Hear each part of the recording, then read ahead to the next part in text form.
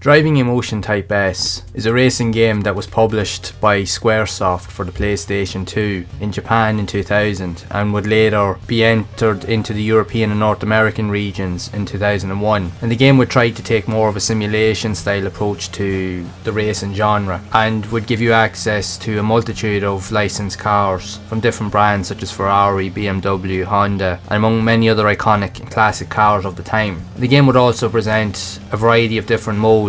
with a training mode and a two-player multiplayer mode, so that you could play against your friends and get familiar with the various intricacies that the game had to offer. While the game had many general and favourable features, on paper the game itself would suffer from a multitude of different flaws. Again, this was one of the earliest racing games to be seen on the PlayStation 2, and in most cases, while a lot of people liked the game was also criticised because it felt very unfinished. It felt like it was rushed because there was a lot of elements in the game that just felt like there wasn't enough effort put into it, and the game itself would suffer greatly from poor handling physics, which did definitely take a bit of a while to get used to with the game. But also the game in some cases felt broken because oftentimes, even upon release with regards to the physical discs, many times gamers would complain that the game would just outright crash on them when they were loading into races. And the problem with that is when a game was released broken back in those days, there was no real way of fixing it or patching the game like you can do today. So that was the main gripe.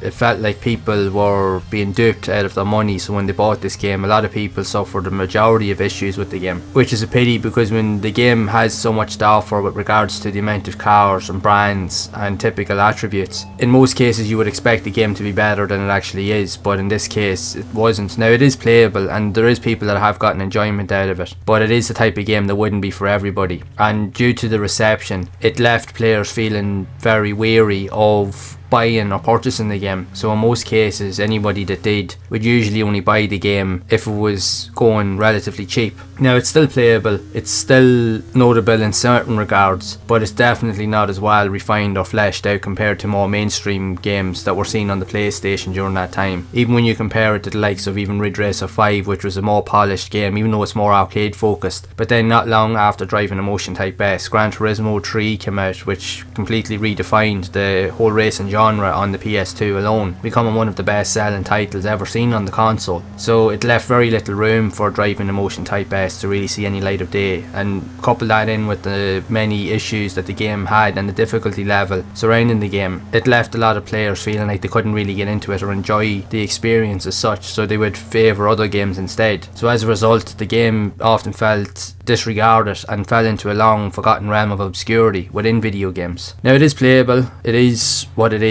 regardless. It does have some unique quirks and it does have some nice elements, but it's just overshadowed by all of the flaws in the game. But it is what you make of it really at the end of the day, and if you do enjoy racing games, regardless of the flaws or not, it is worthwhile just trying out, just to experience it, to see what you think of it for yourself, especially for the lineup of cars that are available in the game. But I would love to know your thoughts on Driving Emotion Type S for the PS2 if you have played it yourself back in the day, and if so, what did you think of the game overall? Did you enjoy it, or did you find a lot of issues with the game regards of the flaws and other features in the game? I'd love to hear whatever stories you do have of this game, so be sure to share it down in the comments below. And if you have enjoyed this video, make sure to leave a like, subscribe to the channel and hit the bell to be updated of future videos. And if you would like to see more content on the channel regarding other driving games also seen on the PS2, you can check out the playlist here on screen to see more of those games in action, and I will see you all in the next one.